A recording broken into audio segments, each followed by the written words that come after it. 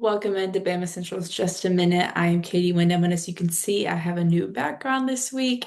I got married just over a week ago, moved in. Hopefully, we'll have some things hung up on the wall soon, but for now, this is what we're working with.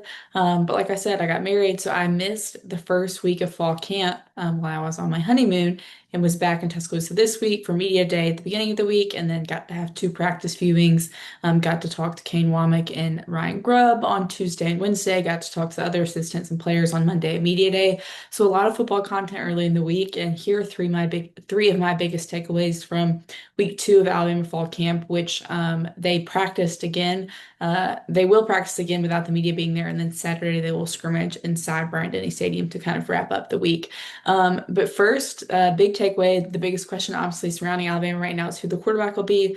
First takeaway is that it's still not a set competition. It's Ty Simpson's job to lose, as the coaches have made clear, but he still has not won it. Or if he had, they would just tell us at this point, I think. So I don't think he's fully solidified it yet. I think nothing's changed in that he's still in the lead. Ryan Grubb said he's the only quarterback that has not been taking reps with the threes, but other than that, all three quarterbacks have been getting reps with, have been rotating through. So Keelan Russell and Austin Mack have both been taking reps with the ones.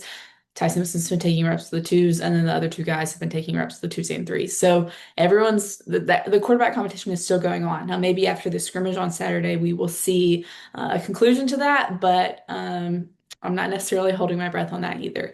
Second takeaway from fall camp week two is that I think this team is deeper all around than they were a season ago. Last season, in Kalen DeBoer's first year, it was just kind of in retention mode, trying to keep the guys together that you had. Didn't have as much time to recruit or get the portal guys that may have wanted, just because you're trying to hold the roster together when that portal window opens back up because of the coaching change. And so I think because of that, and then because of a lot of the injuries Alabama had last season, they just lacked a lot of depth at positions. But I wrote about this earlier this week. Kate Womack talked about how defensive back, how that room, the depth has completely shifted from where it was a year ago.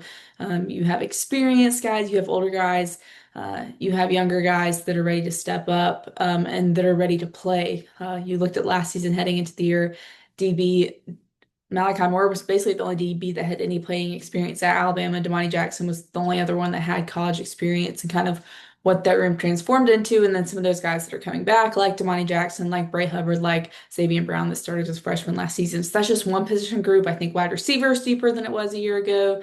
Running back, there's obviously a ton of scholarship running backs. Ryan Grubb's really high on Jam Miller, obviously, but I think just all around, there's a lot more depth than there was in a season ago. And then third, um, I think the coaching staff is really excited about this team. Just from talking to some of the assistants on Monday at Media Day, talking to Grubb and Womack this week.